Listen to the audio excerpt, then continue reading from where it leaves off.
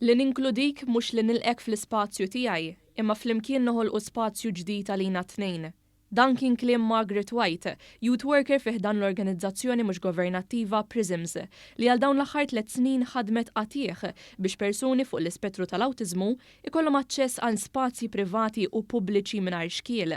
Waqt it-tnedija ta' Autism Friendly Spaces, White ħeġġet lil dawk li huma responsabbli minn spazji pubbliċi u privati sabiex jagħmlu pass il qudiem biex verament ikunu inklusivi.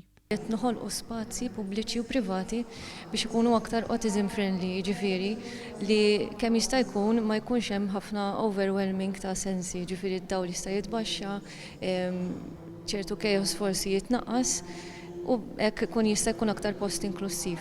Fil-fatt waqt it-tnedija ta' dan il-proġett ġew akkreditati 7 stabbilimenti u entitajiet varji madwar pajjiżna li qed jitqiesu bħala Autism Friendly Spaces.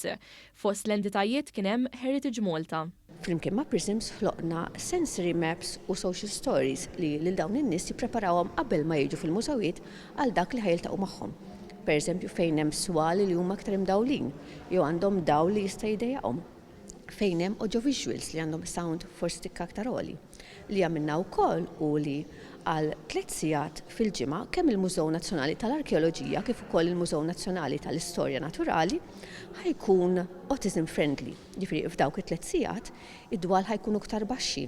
Is-sound tal-audiovisuals ħajkun baxx ħafna jew mitfi. Preżenti għat-tnedija kien hemm il-Ministru għall-Inklużjoni Giulia Farrugia Portelli li qalet kif dan il-proġett huwa xempju ta' kif l-Istrateġija Nazzjonali tal-Awtiżmu li tnediet f'Novembru li għadda tieħu l-ħajja.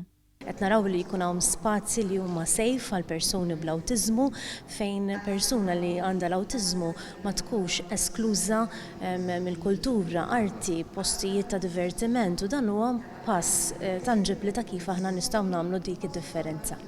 Dan il-proġett tal-organizzazzjoni Prisms seta' jsir realtà permezz ta' għajnuna mogħtija minn fondi Ewropej.